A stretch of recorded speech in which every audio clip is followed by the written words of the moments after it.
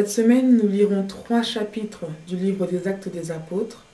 Nous serons premièrement dans Acte 18, du verset 1 à 28, ensuite Acte 19, du verset 1 à 40, et pour finir Acte 20, du verset 1 à 38. Que Dieu vous bénisse. Bonjour, bien-aimés, nous reprenons la lecture du livre des Actes des Apôtres. 3 lectures sont prévues ce soir. Le livre des Actes, chapitre 18, 19 et 20. Après cela, Paul s'éloigna d'Athènes et se rendit à Corinthe. Il y trouva un juif du nom d'Aquilas, originaire du Pont, récemment arrivé d'Italie avec sa femme Priscille, parce que Claude avait ordonné à tous les Juifs de s'éloigner de Rome. Il se lia avec eux et, comme il avait le même métier, il demeura chez eux et ils travaillaient ensemble. Ils étaient de leur métier fabricants des tentes. Il avait des entretiens dans la synagogue chaque sabbat et persuadait les Juifs et les Grecs. Mais quand Silas et Timothée furent descendus de la Macédoine, Paul se consacra entièrement à la parole. Il attestait aux Juifs que Jésus était le Christ. Mais, comme les Juifs s'opposaient à lui avec des blasphèmes, il secoua ses vêtements et leur dit : « Que votre sang retombe sur votre tête. J'en suis pur et dès maintenant, j'irai vers les païens. » Il partit de là et se rendit dans la maison d'un homme craignant Dieu du nom de Titus Justus, maison qui était contiguë à la synagogue. Pourtant, Crispus, le chef de la synagogue, crut au Seigneur avec toute sa famille. Et beaucoup de Corinthiens qui écoutaient Paul crurent et furent baptisés. Le Seigneur dit à Paul en vision pendant la nuit : « Sois sans crainte, mais parle et ne te tais pas, car moi je suis avec toi et personne ne mettra la main sur toi pour te faire du mal, parce que j'ai un peuple nombreux dans cette ville. » Il demeura 1 an et 6 mois à enseigner parmi eux la parole de Dieu. Alors que Gallion était proconsul de l'Achaïe, les Juifs se soulevèrent d'un commun accord contre Paul et le menèrent devant le tribunal, en disant : « Cet homme persuade les gens de rendre un culte à Dieu d'une manière contraire à la loi. » Paul allait ouvrir la bouche lorsque Gallion dit aux Juifs : « S'il s'agissait de quelque chose injuste ou de quelque délit, je vous écouterai patiemment, vous, Juifs, comme de raison. Mais s'il s'agit de discussions sur les mots, sur des noms ou sur votre propre loi, cela vous regarde. Je ne veux pas moi-même en être juge. » Et il les envoya au tribunal. Alors tous prirent Sosthène, le chef de la synagogue, et se mirent à le battre devant le tribunal, sans que Gallion s'en mette à peine.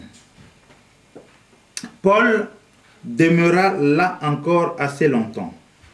Ensuite, il prit congé des frères et s'embarqua pour la Syrie avec Priscille et Aquilas. Il s'était fait raser la tête à Sancré, car il avait fait un vœu. Ils arrivèrent à Éphèse et Paul y laissa ses compagnons. Il entra dans la synagogue et s'entretint avec les Juifs qui lui demandèrent de rester quelque temps. Mais il n'y consentit pas et prit congé d'eux en disant : « Il faut absolument que je célèbre la fête prochaine à Jérusalem. Je reviendrai vers vous si Dieu le veut. » D'Éphèse, il fit voile pour débarquer à Césarée. Il monta saluer l'église, puis il descendit à Antioche. Après y avoir passé quelque temps, il repartit et parcourut successivement le pays de Galatie et la Phrygie, en affermissant tous les disciples. Un juif du nom d'Apollos, originaire d'Alexandrie, homme éloquent et versé dans les Écritures, était arrivé à Éphèse. Il était instruit dans la voie du Seigneur et, fervent d'esprit, il annonçait et enseignait avec exactitude ce qui concernait Jésus, tout en ne connaissant que le baptême de Jean. Il se mit à parler ouvertement dans la synagogue. Priscille et Aquilas, après l'avoir entendu, le prirent avec eux et lui exposèrent plus exactement la voie de Dieu. Comme il voulait passer en Achaïe, les frères l'y encouragèrent et ils écrivirent aux disciples de bien le recevoir. Arrivé là, il se rendit très utile à ceux qui avaient cru par la grâce de Dieu, car il réfutait avec vigueur les Juifs en public et démontrait par les Écritures que Jésus est le Christ. Chapitre 19. Pendant qu'Apollos était à Corinthe, Paul, après avoir traversé les hauteurs du territoire, se rendit à Éphèse. Il rencontra quelques disciples et leur dit: « Avez-vous reçu l'Esprit Saint quand vous avez cru ?» Ils lui répondirent: « Nous n'avons même pas entendu dire qu'il y avait un Esprit Saint. » Il dit: « Quel baptême avez-vous donc reçu ?» Ils répondirent: « Le baptême de Jean. » Alors Paul dit: « Jean a baptisé du baptême de repentance. Il disait au peuple de croire en celui qui venait après lui, c'est-à-dire en Jésus. » Sur ces paroles, ils furent baptisés au nom du Seigneur Jésus. Paul leur imposa les mains et le Saint-Esprit vint sur eux. Ils se mirent à parler en langue et à prophétiser. Tous ces hommes étaient au nombre de 12 environ. Paul entra dans la synagogue où il parla ouvertement. Pendant 3 mois, il s'entretenait avec eux et les persuadait en ce qui concerne le royaume de Dieu. Mais, comme quelques-uns restaient endurcis et incrédules, il décriait devant la multitude la voix du Seigneur. Il se retira d'eux, prit les disciples à part et eut des entretiens chaque jour dans l'école des Tyrannus.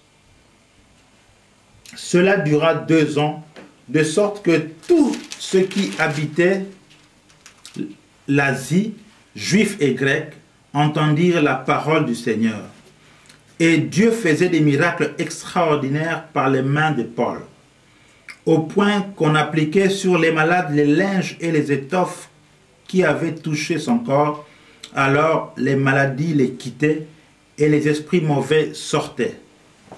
Quelques exorcistes juifs ambulants entreprirent d'invoquer sur ceux qui avaient des esprits mauvais le nom du Seigneur Jésus en disant: « Je vous adjure par Jésus, celui que Paul prêche. » Ceux qui agissaient ainsi étaient 7 fils d'un certain Sheva, un des principaux sacrificateurs juifs.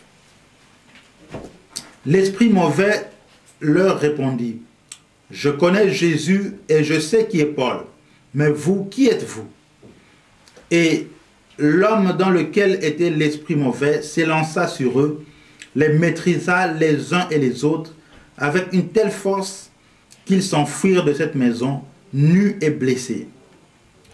Cela fut connu de tous, juifs et grecs qui habitaient Éphèse. La crainte s'empara d'entre tous, et le nom du Seigneur Jésus fut exalté. Beaucoup de ceux qui avaient cru venaient confesser et déclarer ce qu'ils avaient fait. Un assez grand nombre de ceux qui avaient pratiqué la sorcellerie apportèrent leurs livres et les brûlèrent devant tous. On en calcula la valeur et l'on en trouva pour 50 000 pièces d'argent. C'est ainsi que, par la force du Seigneur, la parole se répandait efficacement.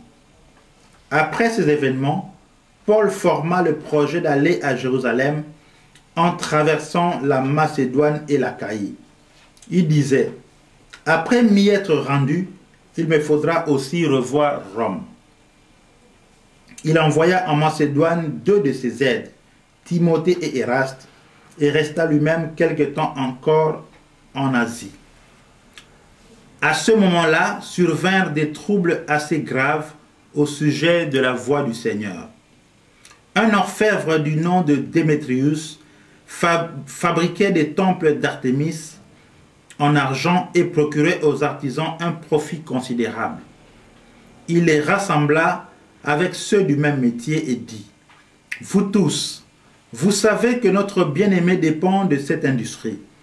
Et vous voyez et entendez que, non seulement à Éphèse, mais dans presque toute l'Asie, ce Paul a persuadé et détourné une assez grande foule en disant que les dieux faits par la main des hommes ne sont pas des dieux.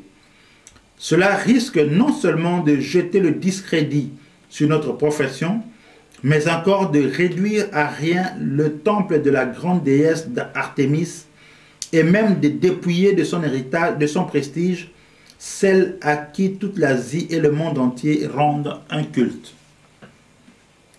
À ces paroles, remplis de fureur, ils se mirent à crier: « Grande est l'Artémis des Éphésiens !» Toute la ville fut dans la confusion. Ils se précipitèrent d'un commun accord au théâtre et entrèrent avec eux les Macédoniens Gaius et Aristarque, compagnons de voyage de Paul. Paul voulait se présenter devant le peuple, mais les disciples l'en empêchèrent. Même quelques-uns des Asiarques, qui étaient ses amis, lui envoyèrent des messagers pour l'exhorter à ne pas se rendre au théâtre. Les uns criaient d'une manière, les autres d'une autre, car la confusion régnait dans l'assemblée et la plupart ne savaient même pas pourquoi ils s'étaient réunis. Alors on fit sortir de la foule Alexandre, que le Juif poussait en avant, et Alexandre faisait signe de la main et voulait se rendre devant le peuple. Mais quand ils reconnurent qu'il était Juif, tous crièrent d'une seule voix pendant près de 2 heures: « Grande est l'Artémis des Éphésiens !» Cependant, le secrétaire calma la foule et dit: « Éphésiens, quel est l'homme qui ne sait pas que la ville d'Éphèse est la gardienne du temple de la grande Artémis et de sa statue tombée du ciel? Puisque cela est incontestable, vous devez vous tenir calme et ne rien faire avec précipitation.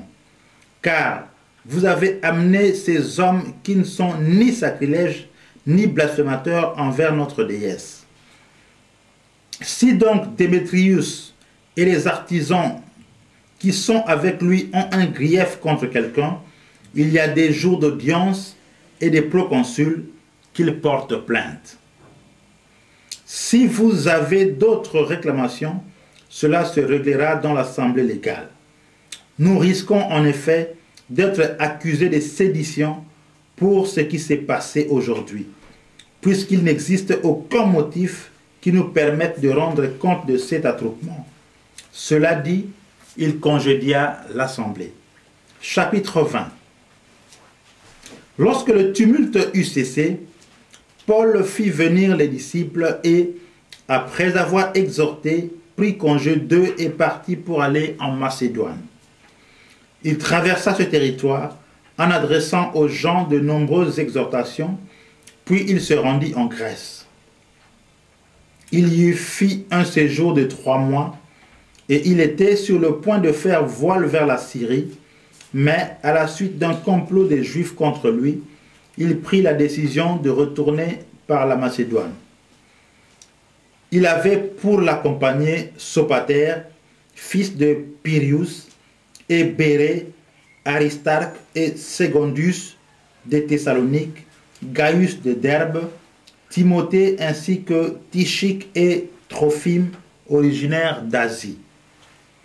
Ceux-ci prirent les devants et nous attendirent à Troas. Pour nous, après des jours de pain sans levain, nous nous sommes embarqués à Philippe et au bout de 5 jours, nous les avons rejoints à Troas où nous avons passé 7 jours. Le premier jour de la semaine, nous étions assemblés pour rompre le pain. Paul, qui devait partir le lendemain, s'entretenait avec les assistants et il prolongea son discours jusqu'à minuit. Il y avait un assez grand nombre de lampes dans la chambre haute où nous étions assemblés. Or, un jeune homme du nom de Tychus, assis sur le bord de la fenêtre, fut pris d'un profond sommeil pendant que Paul prolongeait l'entretien. Entraîné par le sommeil, il tomba du 3e étage et fut relevé mort. Mais Paul descendit, se pencha sur lui, le prit dans ses bras et dit « Qu'il n'y avait pas de trouble parmi vous, car son âme est en lui. » Quand il fut remonté, il rompit le pain et mangea. Puis il parla encore assez longtemps jusqu'à l'aube, après quoi il partit. On ramena vivant le jeune homme, et ce fut une grande consolation. Pour nous, nous avons pris les devants sur le navire et fait voile pour Assos, où nous devions reprendre Paul. Ainsi en avait-il décidé, parce qu'il devait faire la route à pied. Lorsqu'il nous eut rejoints à Assos, nous l'avons pris à bord pour aller à Mytilène. De là, continuant par mer, nous sommes arrivés le lendemain devant Chio. Le jour suivant, nous touchions Samos et le jour après, nous arrivions à Milet. Paul avait en effet résolu de passer au large d'Éphèse afin de ne pas perdre de temps en Asie, car il s'est hâté pour être à Jérusalem, si cela lui était possible le jour de la Pentecôte. Cependant, de Milet, Paul envoya chercher à Éphèse les anciens de l'Église. Lorsqu'ils furent arrivés auprès de lui, il leur dit « Vous savez comment je me suis tout le temps conduit avec vous, depuis le premier jour où j'ai mis le pied en Asie. Je servis le Seigneur en toute humilité, avec larmes et au milieu des épreuves que me suscitaient les complots des Juifs. Sans rien dissimuler, je vous annonçais et vous enseignais publiquement et dans les maisons tout ce qui vous était utile, en proclamant aux Juifs et aux Grecs la repentance envers Dieu et la foi en notre Seigneur Jésus. Et maintenant, voici que, lié par l'Esprit, je vais à Jérusalem sans savoir ce qui m'y arrivera. Seulement, de ville en ville, le Saint-Esprit atteste et me dit que des liens et des tribulations m'attendent. Mais je ne fais aucun cas de ma vie, car si elle m'était précieuse, pourvu que j'accomplisse avec joie ma course, et le ministère que j'ai reçu du Seigneur Jésus, rendre témoignage à la bonne nouvelle de la grâce de Dieu. Et maintenant voici, je sais que vous ne me verrez plus mon visage, vous tous au milieu de qui je passais en prêchant le royaume de Dieu. C'est pourquoi je l'atteste aujourd'hui. Je suis pur du sang pour vous tous, car sans rien dissimuler, je vous ai annoncé tout le dessein de Dieu.